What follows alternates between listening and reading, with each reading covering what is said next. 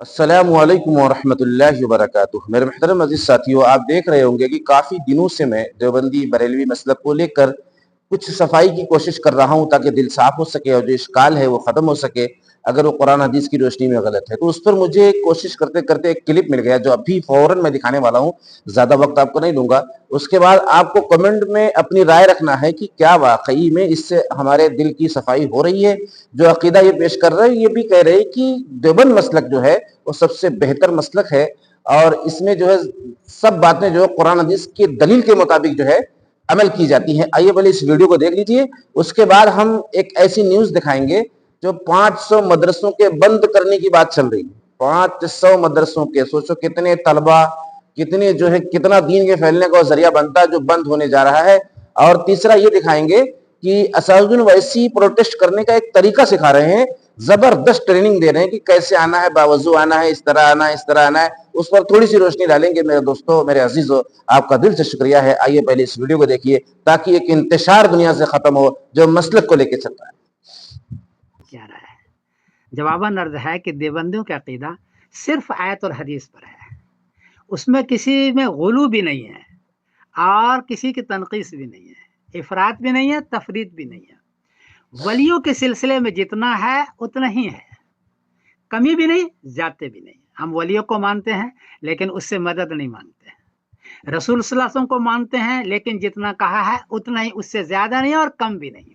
کیونکہ نبی کریم فرمایا لا تطرنی کما اطرت النصارى، مجھے بڑھا چڑھا کے بیان نہ کرو جیسے کہ نصارہ نے بیان کیا ہے، بخاری شریف 3445 نمبر۔ تو ہم بڑھا چڑھا کے نہیں بیان، اور قومیں جو ہیں وہ ولیوں کو کہیں سے کہیں پہنچا دیتے ہیں، رسول صلی اللہ علیہ وسلم میں وہ صفات ثابت کرتے ہیں جو اللہ کے ہیں۔ چنانچہ میں نے کتاب لکھی ثمرۃ العقائد، 350 عقیدے اس کے اندر ہے، اور ہر عقیدے کے لیے 3 آیت اور 3 حدیث ہے، بڑے بڑے، اور صرف آیت حدیث ہے، قول صحابی قول تابعی کے نہیں لیا، کسی کا کی رائے نہیں لی، اس میں طنز اور مزہ نہیں ہے۔ آپ بڑے بڑے عنوان کو دیکھیں گے تو پتہ چلے گا کہ اس میں آیت اور حدیث کی فرما رہا ہے۔ حضور پاک صلی اللہ علیہ وسلم زندہ ہیں قبر میں یا نہیں، اس سلسلے میں 11 آیتیں ہیں اور 20 حدیث ہیں، یہ بڑا اختلافی مسئلہ رہا ہے۔ حضور صلی اللہ علیہ وسلم کو علم غیب ہے یا نہیں ہے، اس سلسلے میں 55 آیتیں اور 17 حدیث ہیں۔ حضور پاک صلی اللہ علیہ وسلم نور ہیں یا بشر ہیں، بڑا اختلافی مسئلہ ہے، ایک دوسرے کو کافر قرار دیا ہے۔ اس سلسلے میں 28 آیتیں اور 8 حدیث ہیں، 28 آیتیں۔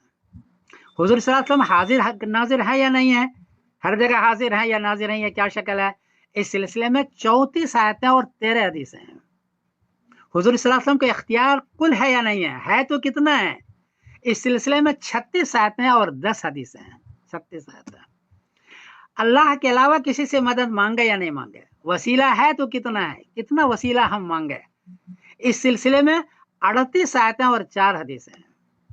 قبر کی زیارت کریں یا نہ کریں، ہم قبر کی زیارت کرتے ہیں لیکن قبر سے مانگتے نہیں ہیں، وہاں چادر نہیں چڑھاتے ہیں، سجدہ نہیں کرتے ہیں، اس سلسلے میں 22 آیتیں ہیں اور 44 حدیث ہیں۔ اب یہ دیکھیں، یہ 7 عنوان ہے، اس میں بھرمار ہے حدیث کی اور آیت کی، اور اسی پر ہمارا عمل ہے۔ میری رائے ہے کہ اس کتاب کو علماء پڑھیں، ثمرۃ العقائد کو، یہ 8 زبانوں کے اندر ہے، آن لائن ہے، یعنی ثمرۃ العقائد لکھیں گے گوگل پر تو فوراً آ جائے گی۔ اس میں اپنے بچوں کو پڑھائیں، اس میں عقیدہ بھی ہے اور عقیدے کے ساتھ دلیل بھی ہے۔ کے لیے کم سے کم 3 آیتیں 3 حدیث تو ہے، اس سے زیادہ کم بھی ہے لیکن 3 آیتیں 3 حدیث۔ اس میں اختلافی مسائل پر آیت اور حدیث کی بھرمار ہے، تو اس کو پڑھیں، بہت آسان ہے۔ اور میرا خیال یہ ہے کہ دیوبندیوں کا عقیدہ سب سے اچھا عقیدہ ہے، اس لیے کہ اس میں غلو بھی نہیں اور تنقیص بھی نہیں ہے۔ شیعوں کو دیکھا تو ان کا عقیدہ گھومتا ہے حضرت علی کے ارد گرد، حضرت حسن کے ارد گرد۔ کچھ اور قوموں کو دیکھا اس کا عقیدہ گھومتا ہے اللہ ولیوں اللہ کے ہدایت ارد دے گرد سب کو، اللہ یا سے۔ رسولوں کو ارد گرد، آیت اور حدیث کو وہ چھوڑ دیتے ہیں۔ ہمارا معاملہ ایسا نہیں ہے، ہم صرف آیت اور حدیث کے قائل ہیں، کسی کے قول، وہ بھی 600 سال بعد والے قول، ایسی چیز نہیں ہے۔ تو میری گزارش اس کو پڑھیں۔ اختلافی مسئلہ ہے، بہرحال مجھے معاف کیجیے گا، یہ کتابیں 8 زبانوں کے اندر ہے، آن لائن اس کو پڑھیں، اور اتحاد کرنا چاہیں تو صرف آیت اور حدیث ہے، اس لیے دیوبندی بریلوی اہل حدیث پر اتفاق کر سکتے ہیں.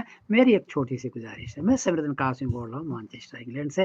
غلطی ہوئی تو معاف کر دینا. السلام علیکم. میرے محترم عزیزو، آپ دیکھ رہے ہوں گے کہ لگاتار میں لگا ہوں جوڑ کے پیدا کرانے میں، اور بہت سے اس کے اوپر کمنٹ آ رہے ہیں جو حوصلوں کو بڑھا دے رہے ہیں، بہت سے کمنٹ ایسے آ رہے ہیں جو حوصلوں کو توڑ دے رہے ہیں. لیکن مجھے ہمت نہیں ہارنا ہے. میں شکریہ ادا کرتا ہوں اپنے ان بھائیوں کا جو اچھے کمنٹ کر رہے ہیں، اور جو برے کمنٹ کر رہے ہیں ان کے لیے اللہ تبارک و تعالیٰ سے اصلاح کی فکر کر رہا ہوں کہ اللہ تعالیٰ سمجھ دے. اس لیے کہ میں تو میرے بھائی ملانے کی کوشش کر رہا ہوں. اگر ان سب کے باوجود بھی آپ کو لگ رہا ہے کہ یار کوئی صحیح بات بھی اگر میں نے بتایا پھر آپ کو لگ رہا ہے کہ یہ بھی غلط ہے، تو پھر آپ کو اپنے ایمان کا حساب لگانا چاہیے کہ آپ کا ایمان خطرے میں. اگر ہماری کوشش دونوں طرف سے یہ ہے، یہ مسلک والے کہ ہم ایک ہونا چاہتے ہیں، تو ہمیں قرآن حدیث کی روشنی میں ہمیں جو چیزیں پیش کی جا رہی ہیں، اگر لگ رہا ہے کہ واقعی میں یہ چیز صحیح ہے تو پھر اللہ رسول سے یہ چیز ہو گئی نا، ہمیں ماننا پڑے گا. اور اگر اس میں بھی کچھ اشکال ہے تو کوشش کریں تو اسی طریقے سے دھیرے دھیرے یہاں حسد کی بنیاد پر، یہاں کینہ کی بنیاد پر، یہاں ایک دوسرے سے دوری کی بنیاد پر ہمیں ویڈیو نہیں دیکھنا ہے، بلکہ حقیقت میں اپنے یقین کے اندر یہ بات لانا ہے کہ ہمیں ملنے ملانے کی نیت سے دیکھنا ہے، تاکہ ہمارا اشکال ختم ہو اور ایک دوسرے کے ہم گلے لگیں، تاکہ ایک بڑی تعداد میں جو مسلمان بکھر گئے ہیں اور حیران و پریشان ہیں، ان کی پریشانی دور کرنے کے ہم ذریعہ بنے، اور اپنے اللہ اور رسول کی اطاعت پر ہم زندگی گزارنے والے بنے. اور ان کی بارگاہ میں کھڑے ہونے سے پہلے اللہ رب العزت کا جو مطالبہ ہے، جو ہم سے مطالبہ ہے کہ ایسے بن کر آنا، ایسے بن کر آنا، وہ مطالبہ ہم پورا کرنے والے بنے. اب آئیے اس ویڈیو کو دیکھیے جو 500 مدرسوں کے بند کرنے کی بات چل رہی ہے. اتراکھنڈ کے اندر 500 مدرسوں کو بند کرنے کی کارروائی چل رہی ہے. 500 مدرسے، 170 پہ تو شاید کارروائی انہوں نے کر دی ہے. کیوں کہ یہ سب غیر قانونی ہیں. آپ سنیے، مدرسہ بھی غیر قانونی ہوتا ہے کہیں؟ بھائی مدرسہ تو قرآن پڑھا جا رہا ہے، اس میں دین کی تعلیم دی جا رہی ہے، اس میں غیر قانونی کیا ہے؟ ہر ایک کو اختیار ہے نا کہ اپنے مذہب کی تعلیم دے سکتا ہے وہ اپنے بچے کو، سب کو اجازت ہے. میرے محترم عزیزو، چھوٹا سا کلپ آپ نے دیکھا، آپ کا دل سے شکریہ. اب ہمیں کرنا کیا ہے؟ اب ہم کر کیا سکتے ہیں؟ ہم اللہ رب العزت کی بارگاہ میں 2 رکعت نماز پڑھ کر اللہ رب العزت کے سامنے ہاتھ اٹھائیں اور اپنی فریاد رکھیں، اپنے حالات کو رکھیں، اور ہمارے اندر جو حرام چیزیں سرایت کر گئی ہیں اس کو نکال کر پھینکنے کی کوشش کریں، اور جتنی حلال چیزیں ہیں اس پر چلنے کی کوشش کریں. انشاءاللہ اللہ کی ذات سے امید ہے کہ اللہ کی پوری مدد ہم دیکھیں گے. لیکن اگر ان چیزوں میں ہم لگے رہے، حرام میں مبتلا رہے، ایک دوسرے سے دوری کرتے رہے، ایک دوسرے کی برائی کرتے رہے، تو اللہ کی مدد دیکھنے کو بھی نہیں ملے گی میرے محترم عزیزو. اور ہمیں دعا کرنا ہے اور جد و جہد بھی کرنا ہے، پروٹیسٹ بھی کرنا ہے. آئیے پروٹیسٹ کے اوپر اساسدین اویسی نے کیسی ٹریننگ دی، کیسا طریقہ بتایا جو آپ کو بہت ہی اچھا لگے گا، بہت ہی بھلا لگے گا میرے محترم عزیزو. بڑی جد و جہد لگتی ویڈیو بنانے میں. آئیے ان کی ٹریننگ کا طریقہ سنیے، بس زیادہ سے زیادہ 1 منٹ کر رہے ہیں. تو اس لیے میری آپ سے اپیل ہے کہ ضرور اس جلسے میں آپ شرکت کریے، مگر اپنے دیگر اپنائے وطن کو بھی تکلیف نہ ہو، اس کا خاص خیال رکھیے. اور ہر حال میں ہم کو امن کو برقرار رکھنا ہے. جذبات میں بہہ جانے کے بجائے آپ پورے ہوش و حواس میں آئیے، باوضو آئیے، درود شریف پڑھتے ہوئے آئیے، اور درود شریف پڑھتے ہوئے انشاءاللہ اپنے اپنے مقامات کو واپس جائیے.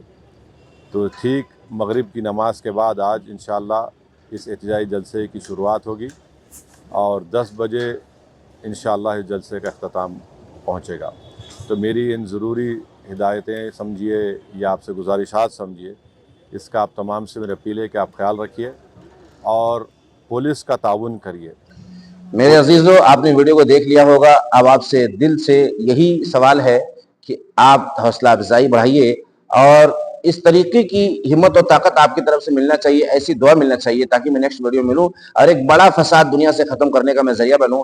اللہ رب العزت آپ کی ہر پریشانی کو دور کرے اور سیدھے اور سچے راستے پر چلنے والا بنائے. میں ہر پریشانی کا اس لیے نام لیتا ہوں کہ نہ جانے کس پریشانی میں کون مبتلا ہوگا، اس لیے میں ہر پریشانی کا نام لیتا ہوں. اللہ رب العزت سے بعد میں بھی دعا کرتا ہوں، ایسا نہیں کہ صرف موبائل پر بول رہا ہوں. ہاں میرے دوستو، اللہ ہی جان سکتا ہے میری نیت کو. انشاءاللہ جب تک سانس میں سانس ہے ہم دین کی مدد اور دین کی خدمت کرتے رہیں گے، اور آپ لوگ کو جوڑتے رہیں گے، تاکہ ایک بڑا جو ہے پلیٹ فارم تیار ہو، بڑے سبسکرائبر اس میں تیار ہوں، تاکہ مل کر ایک آواز اٹھانے والے ہم لوگ بن جائیں. السلام علیکم.